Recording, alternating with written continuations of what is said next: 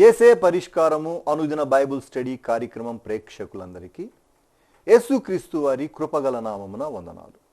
ప్రభువునందు ప్రియా దేవుని బిడ్డలారా, నేటి దినము రైట్ రెవరెండ్ డాక్టర్ కారుపాటి శ్యాంసాగర్ గారి ద్వారా బైబుల్ స్టడీలోని వాక్య భాగాన్ని ప్రసంగి గ్రంథము నుండి ధ్యానం చేసుకుందాం. మీరందరూ బైబుల్తోనూ నోట్బుక్తోనూ సిద్ధపడి ఉంటే రైట్ రెవరెండ్ డాక్టర్ కారుపాటి శ్యాంసాగర్ గారు ప్రార్థన చేసి ఈ దినపు వాక్య పరిచర్య చేస్తారు.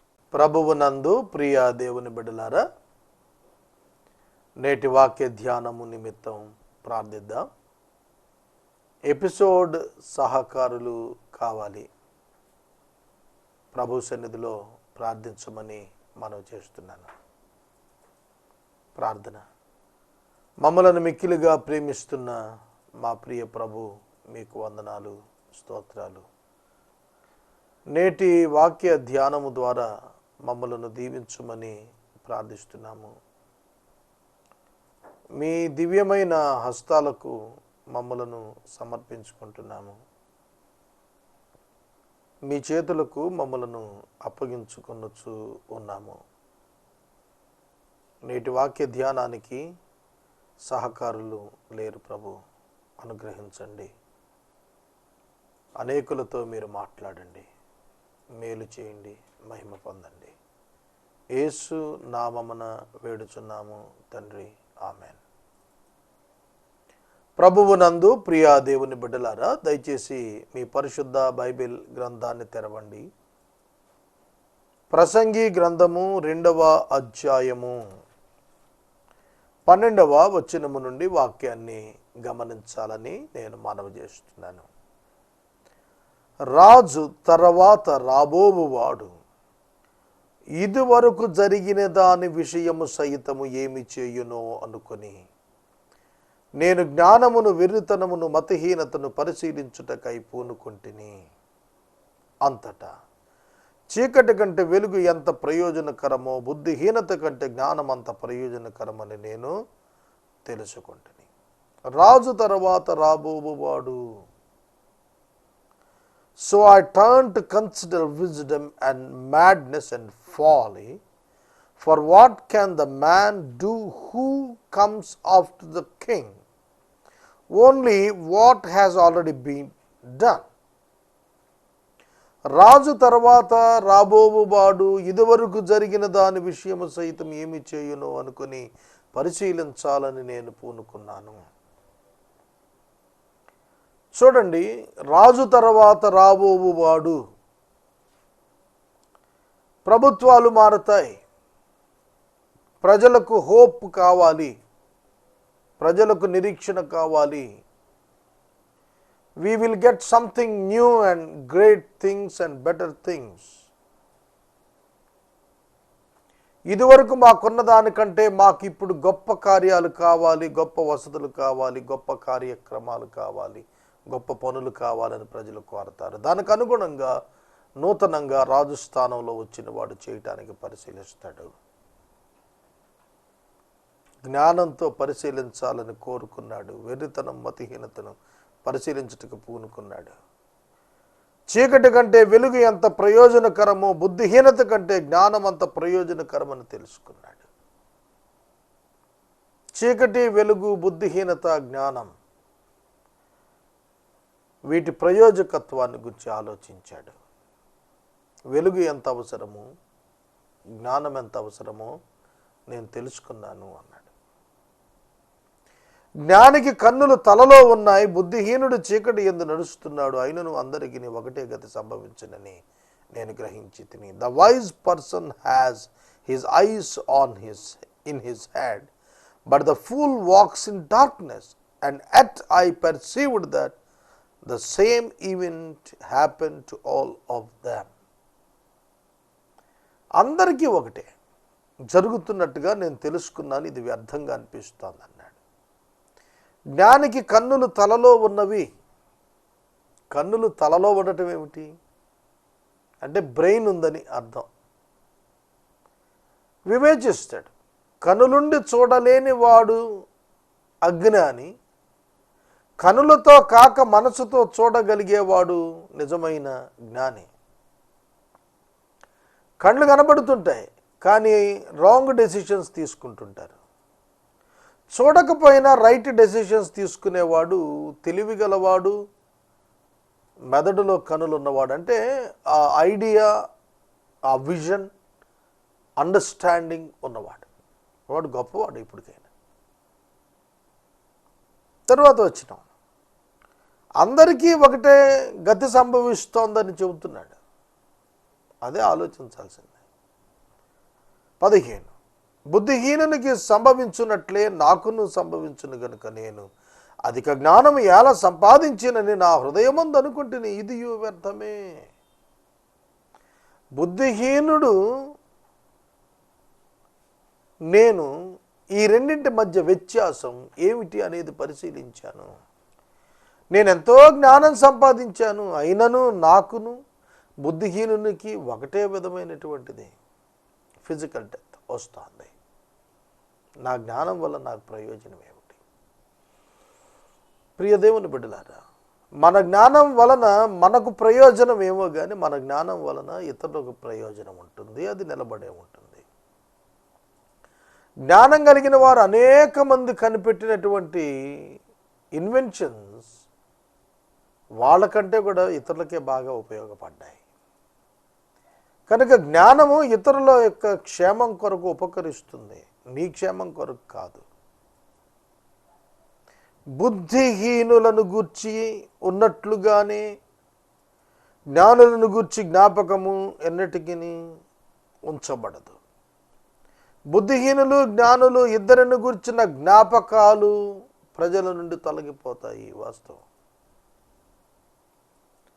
పర్ఫెక్ట్గా మానవత్వంతో మనుష్య ఉద్దేశంతో ఆలోచిస్తున్నాడు.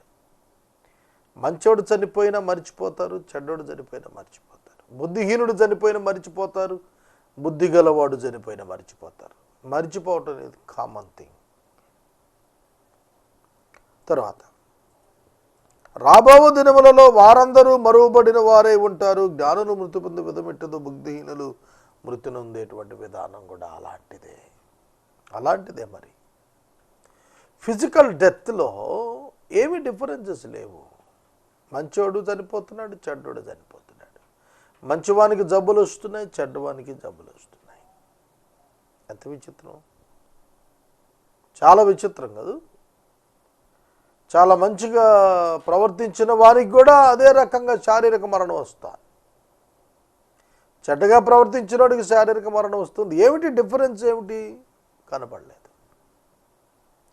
భూమి మీద ఒక మానవ జ్ఞానిగా ఆలోచిస్తున్నాడు. దైవ సంబంధమైన కోణంలో అతడు వెళ్ళలేకపోయాడు.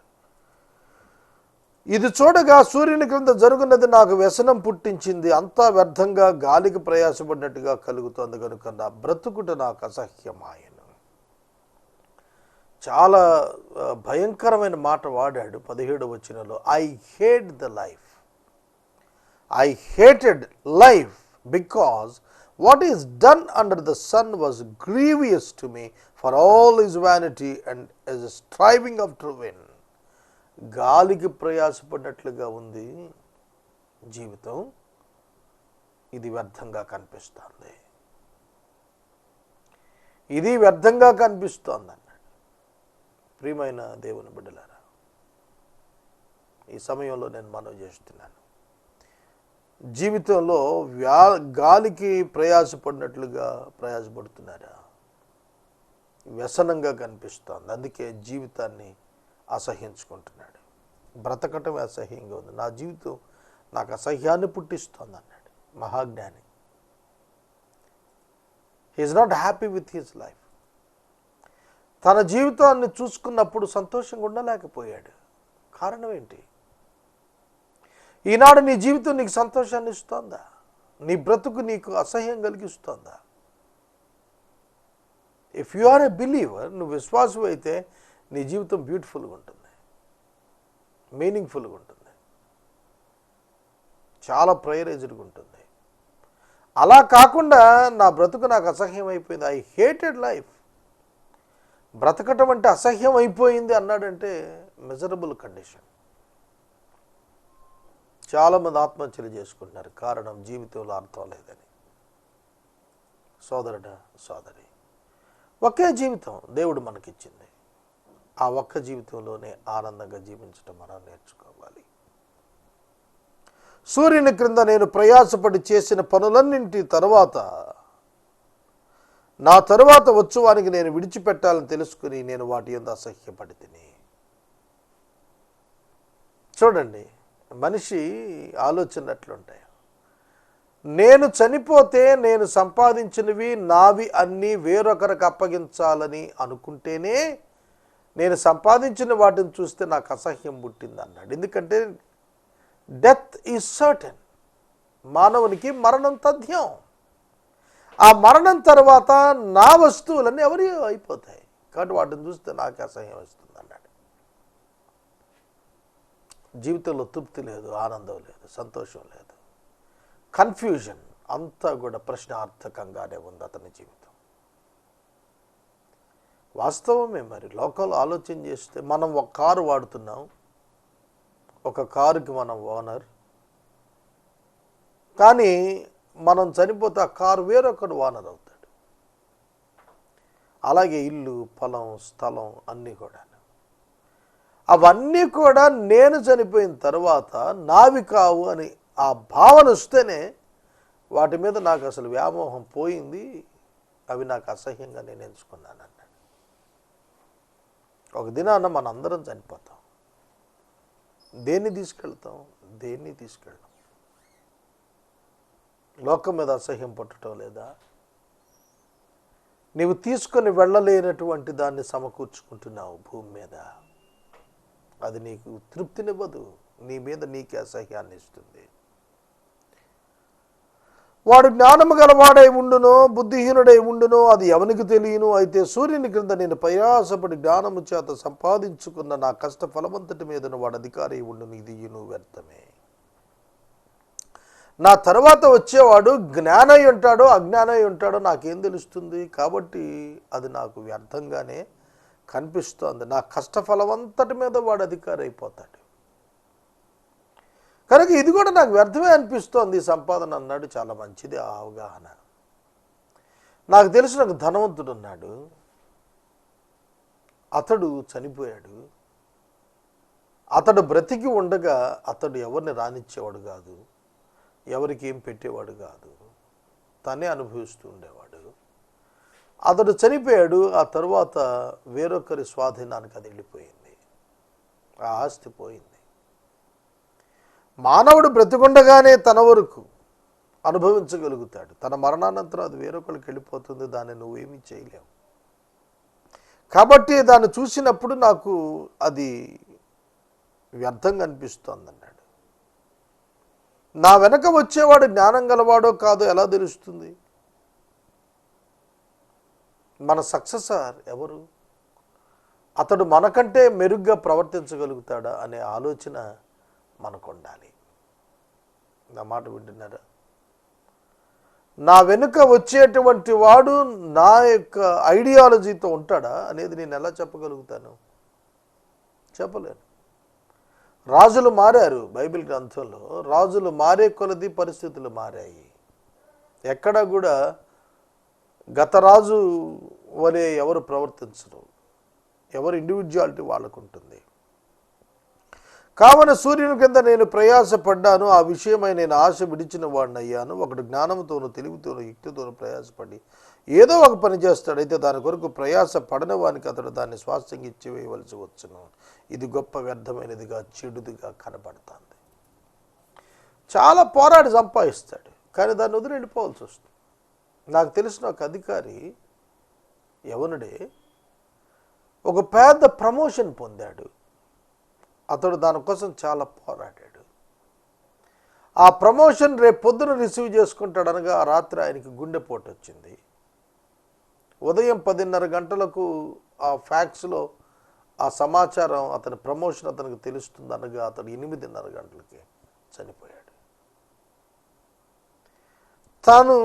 తను సంపాదించుకున్నటువంటి ఆ ప్రమోషన్ ఎవరికి వెళుతుంది?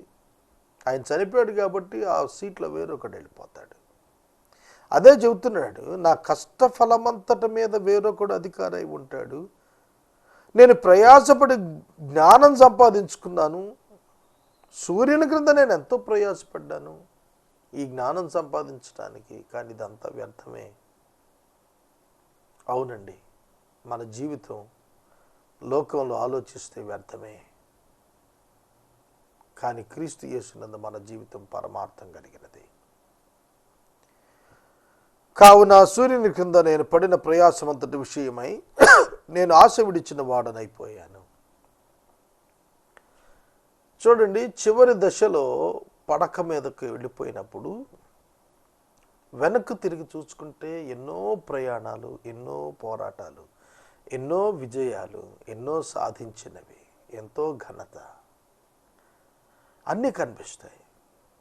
కానీ ఒక దినాన మనం వాటిని విడిచిపెట్టి వెళ్ళిపోవాలని తెలిసినప్పుడు నేను ఆశ విడిచిన వాడిని అయ్యాను. ఆశ విడిచిపెట్టడం అంటే వాటి మీద నాకు నిరీక్షణ లేదు, వాటి మీద నాకు అపేక్ష లేదు. ఎన్నో జయించి ఎన్నో దాటి వచ్చిన వాడు చెబుతాడు, అవన్నీ నాకు ఇప్పుడు వ్యర్థమని అనిపిస్తున్నాయి. సోదరుడా, సోదరి, జీవితంలో దేవుడిచ్చినవే మనకు ఆనందాన్ని కలిగిస్తాయి. ప్రభువు ఇవ్వనివి, మన ప్రయాసతో సంపాదించుకున్నవి మనం విడిచి వెళ్ళాలనేటువంటి ఆలోచన వచ్చినప్పుడే మనం భారమైన హృదయం కలిగిన వారం అయిపోతుంటాం. చాలా చెడ్డది ఏమిటంటే, స్వాస్థ్యము వేరొకరికి ఇచ్చేయాలి. దేనికోసమైతే నేను ప్రయాసపడ్డానో ఆ స్వాస్థ్యాన్ని వేరొకరికి అప్పగించేసేయాలి. అప్పగించక తప్పదు. ఒక ఆయన కొన్ని ఎకరాలు కొన్నాడు, ఆయన చనిపోయాడు, అతని కుమారునికి వచ్చాయి. ఆ కుమారుడు చనిపోయాడు, అతని మనవనికి వచ్చాయి. అతడు బుద్ధి గలవాడో లేడో అతనికి తెలుస్తుందా? కాబట్టి మానవుని ప్రయాస, సంపాదన అతనికి సంతోషాన్ని ఇవ్వలేదు, సంపాదన శాశ్వతంగా ఉండిపోలేదు, సంపాదన తృప్తినివ్వలేదు. ఈ సత్యం గుర్తెరిగాడు సొలొమోను. సూర్యుని క్రింద నరునికి తటస్థించు ప్రయాసమంతటి చేత వాడు తలపెట్టు కార్యములన్నిటి చేత వానికి ఏమి దొరుకుతున్నది? వాని దీపాలన్నీ, వారి దినములన్నీ శ్రమకరములు, వాని పాటలు వ్యసనకరములు. రాత్రి ఎందైనను వాని మనసునకు నెమ్మది దొరకదు, ఇదియు వ్యర్థమే. ఎంతో శ్రమ పడినవాడు, ఎన్నో పాటలు పడి ప్రయాసపడినవాడు, ఎంతో ఘనత సాధించినవాడు మనసులో నెమ్మది లేనివాడైతే అదంతా కూడా వ్యర్థమే. మనసులో నెమ్మది అంటే మారు మనసు, రక్షణ అనుభవం, దాన్ని మనం స్వతంత్రించుకోవాలి. అలాంటి అనుభవం లేకపోతే అదంతా కూడా వ్యర్థమే అని అన్నాడు. అన్నపానాలు పుచ్చుకొనుట కంటే, కష్టార్జితం చేత సుఖపడుట కంటే నరునికి మేలుకరమైంది ఏదీ లేదు, ఇది నువ్వు దేవుని వలన కలుగునని నేను తెలుసుకున్నాను. చాలా మంచి పని చేశాడు. అన్నపానాలు పుచ్చుకోవటం కంటే ఇంకా మేలైనది ఏదీ లేదంటున్నాడు. లోకస్తులు ఇలా ఆలోచిస్తారు, అన్నపానాల గురించి ఆలోచిస్తారు, కానీ దేవుని పిల్లలు అన్నపానాలను గురించి ఆలోచించరు. యేసుక్రీస్తు ప్రభువారు తన శిష్యులను సేవకు పంపిస్తున్నప్పుడు ఏమీ ఇవ్వకుండానే పంపించారు. అథారిటీ ఇచ్చాడు, భౌతికమైన పొజిషన్ ఏమి ఇవ్వలేదు, కానీ వాళ్ళు రీచ్ అయ్యారు. కారణము, వారి దేవుడు వారితో కూడా ఉన్నాడు. దేవుని వలన మేలు కలుగుతుంది. కష్టార్జితం చేత సుఖపడుట కంటే దేవుని వలన కలిగే మేలు గొప్పది. అన్నపానములు పుచ్చుకొనుట కంటే, సుఖపడుట కంటే నరునికి మేలైనది ఏది కూడా లేదు. ఇదంతా దేవుని వల్ల కలుగుతుంది. దేవుడు అనుమతించకపోతే ఒక్క ముద్ద భోజనం చేయలేవు, ఒక్క కునుకు తీయలేవు. కనుక నీ జీవితం, నీ భవిష్యత్తు ప్రభు అయిన యేసుక్రీస్తు వారి యొక్క చేతుల్లో ఉంది. ఇది ఎంతైనా వాస్తవం. ఆయనను సెలవు లేక భోజనము చేసి సంతోషించుట ఎవరికి సాధ్యము? చూడండి, for apart from him who can eat or who can have enjoyment. ప్రభువు లేకుండా ఎవరు సంతోషిస్తారు? ఎంజాయ్మెంట్ అన్నాడు, హ్యాపీనెస్ కాదు, ఎంజాయ్మెంట్. ప్రభువు లేకుండా ఎవడైనా సంతోషించగలుగుతాడా అంటే నో, లేదు అనే జవాబు. అవునండి, యేసయ్య మీ జీవితంలో ఉన్నాడా? యేసయ్య మీ హృదయాల్లోకి వచ్చారా? పరిశుద్ధాత్మ దేవుని యందు నివసిస్తున్నాడా? నీ ప్రార్థనకు జవాబిస్తున్నాడా? ఆయనకు అనుకూలమైన పాత్రగా నీ జీవితాన్ని నువ్వు దిద్దుకోగలుగుతున్నావా? వీటిని అధ్యయనం చేయాలి. ఏలయనగా ఆయన సెలవు లేక భోజనము చేసి సంతోషించడం ఎవరికి సాధ్యము? ఏలయనగా దైవ దృష్టికి మంచివాడుగా ఉండేవానికి దేవుడు జ్ఞానము తెలియ ఆనందము అనుగ్రహిస్తాడు. సెలవు లేక భోజనం చేయగలిగిన వాడు ఎవడు? ఆయన సెలవిస్తేనే భోజనం. ఆయన సెలవు ఇవ్వకపోతే భోజనం ఎక్కడది? సోదరుడా, సోదరి, అంటే ఆయన కృప, ఆయన కనికరాలు మనకు కావాలి. For apart from him, who can eat or who can have enjoyment? For the one who pleases him, God has given wisdom and knowledge and joy. 26వ వచనం. ఏలయనగా దైవ దృష్టికి మంచివాడుగా ఉండేవానికి దేవుడు జ్ఞానము, తెలివి, ఆనందము అనుగ్రహిస్తాడు. అయితే దైవ దృష్టికి ఇష్టడగు వానికి ఇచ్చుటకై ప్రయాసపడి పోగుచేయు ప్రతి పనిని ఆయన పాపాత్మునిగా నిర్ణయిస్తాడు. ఇది వ్యర్థముగాను ఒకడు గాలికై ప్రయాసపడినట్టుగానే ఉన్నది. గాలికి ప్రయాసపడినట్టుందట. ఎందుకని? జ్ఞానము, తెలివి, ఆనందమును దైవ దృష్టికి మంచివాడుగా ఉండేవానికి దేవుడు ఇస్తాడు. దైవ దృష్టికి ఇష్టడగు వానికి ఇచ్చుటకై ప్రయాసపడి పోగు చేసేవాడిని, పాపాత్ముని యొక్క ఆస్తిని ఆయన నిర్ణయిస్తాడు. విశ్వాస యొక్క ఆధిక్యత ఎంత గొప్పది చూడండి. విశ్వాస యొక్క ఆధిక్యత చాలా ఉన్నతమైనటువంటిది. మనం 26 వచనాల చేత ఈ యొక్క 2వ అధ్యాయాన్ని మనం ముగించుకోగలిగాము. 3వ అధ్యాయము 1వ వచనం చదువుకుందాం. ప్రతిదానికి సమయము కలదు, ఆకాశము క్రింద ప్రతి ప్రయత్నమునకు సమయం కలదు. పుట్టుటకు, చచ్చుటకు, నాటుటకు, పెరికివేయుటకు, చంపుటకు, బాగు చేయుటకు, పడగొట్టుటకు, కట్టుటకు, ఏడ్చుటకు, నవ్వుటకు, దుఃఖించుటకు, నాట్యమాడుటకు, రాళ్లను పారవేయుటకు, రాళ్లను కుప్పవేయుటకు, కౌగలించుటకు, మానుటకు, వెదుకుటకు, పోగొట్టుకున్నటకు, దాచుకున్నటకు, పారవేయుటకు, చింపుటకు, కుట్టుటకు, మౌనముగుండుటకు, మాట్లాడుటకు, ప్రేమించుటకు, ద్వేషించుటకు, యుద్ధము చేయుటకు, సమాధాన పడుటకు సమయము కలదు, సమయము కలదు, సమయము కలదు. చూడండి, ఈ యొక్క 8 వచనాలు చదువుతున్నప్పుడు సమయము కలదు. For everything there is a season and a time for every matter under heaven. A time to born and a time to die, a time to plant and time to pluck out, a time to kill, a time to heal, a time to break down and a time to build up, a time to weep and a time to laugh, a time to mourn and a time to dance, a time to cast away stones and a time to gather stones together, a time to embrace and a time to refrain from embracing, a time to seek and a time to lose, a time to keep and a time to cast away, a time to tear and time to seal, a time to keep silence and time to speak, a time to love and a time to hate, a time for war and a time for peace. చూడండి, ఒక రాజుగా మాట్లాడుతున్నాడు. సమయం ఉంది, సమయం ఉంది, సమయం ఉంది అన్నింటికి అన్నప్పుడు 2 విషయాలు ఆలోచింప చేయాలి. ఒకటి, చంపటానికి, బాగు చేయుటకు. 3వ వచనం.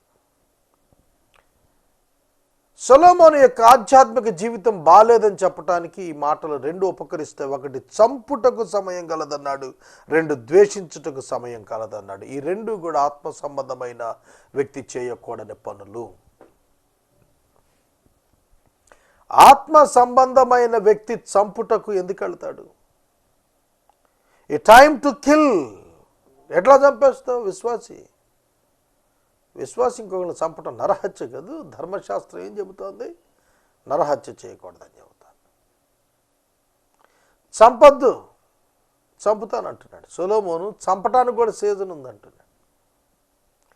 కనుక బైబిల్ పండితులు ఈ 2 మాటలు అబ్జెక్ట్ చేశారు. సొలొమోను గారి యొక్క అవగాహనలో చంపుట అనే పదం, ద్వేషించుట అనే పదం. కానీ వాస్తవంగా లోకంలో ఈ 2 అప్లై అవుతాయి, కానీ ఆత్మీయంగా అప్లై కావు. లోకపరంగా ఒక రాజుగా సైన్యం ఉంది కాబట్టి చంపటానికి టైం ఉందంటే, యుద్ధానికి టైం ఉంది, చంపుతాడు. మరి రాజు కొంతమందిని చంపుతాడు, దానికి ఒక సీజన్ ఉంటుంది, దానికి ఒక రీజన్ ఉంటుంది. కానీ యాజ్ ఎ బిలీవర్, ఒక విశ్వాసికి ఆ రెండు కూడా ఉంటాకి వీల్లేదు.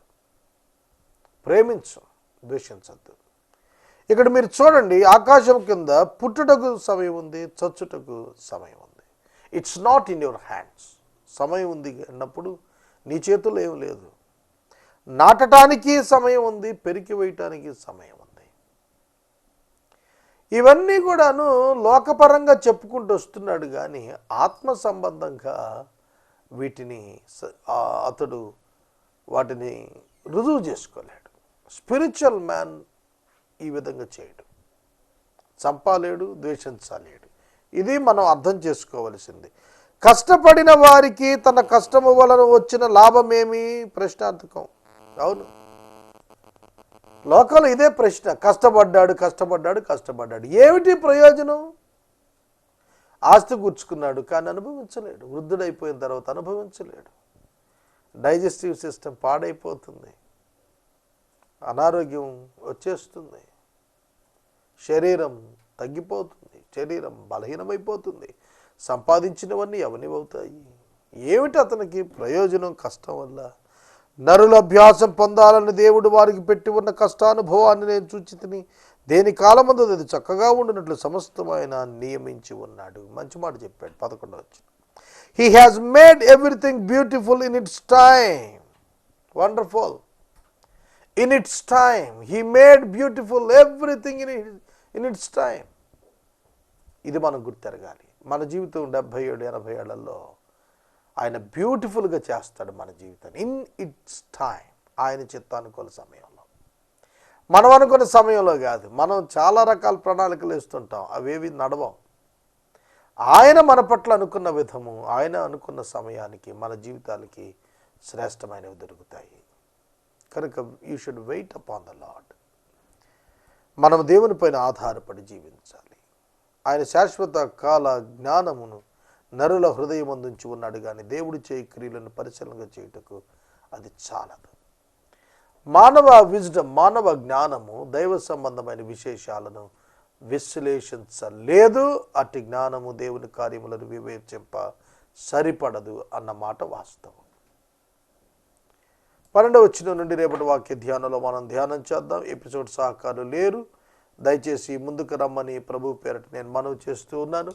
యేసే పరిష్కారం ప్రోగ్రాం ఎపిసోడ్ సహకారులు కావాలి, ప్రార్థించండి. మనము ఇంతవరకు right reverend doctor Karupati Shyam Sagar గారి ద్వారా బైబుల్ స్టడీలోని వాక్య ధ్యానమును ప్రసంగి గ్రంథము నుండి ధ్యానం చేసుకున్నాం. ఈ కార్యక్రమం ద్వారా మీరు పొందుకునుచున్న ఆత్మీయ మేలులు ఒక ఉత్తరం ద్వారా మాకు తెలియచేయండి. మీ ప్రార్థనా మనవులు మాకు తెలియచేస్తే యేసే పరిష్కారం కార్యాలయంలో ఏర్పాటు చేసిన ప్రత్యేక ప్రార్థనా శిబిరంలో మీ కొరకు ప్రార్థిస్తాం. మీ కుటుంబ పక్షముగా ఒక ఎపిసోడ్ ప్రసారం చేయాలనుకునేవారు మాకు తెలియచేస్తే మా సిబ్బంది మీ గృహాలను దర్శిస్తారు. ముగింపు ప్రార్థన ఆశీర్వాదాలతో ఈ కార్యక్రమాన్ని ముగించుకుందాం.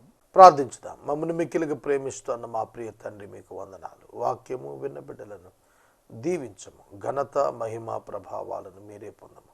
యేసునామమున అడుగుచున్నాము తండ్రి, ఆమేన్. తండ్రి అయిన దేవుని ప్రేమ, కుమారుడైన యేసుక్రీస్తు వారి యొక్క కృప, పరిశుద్ధాత్మని యొక్క అన్యోన్య సహవాసం సదాకాలం మనందరికీ తోడైండును గాక.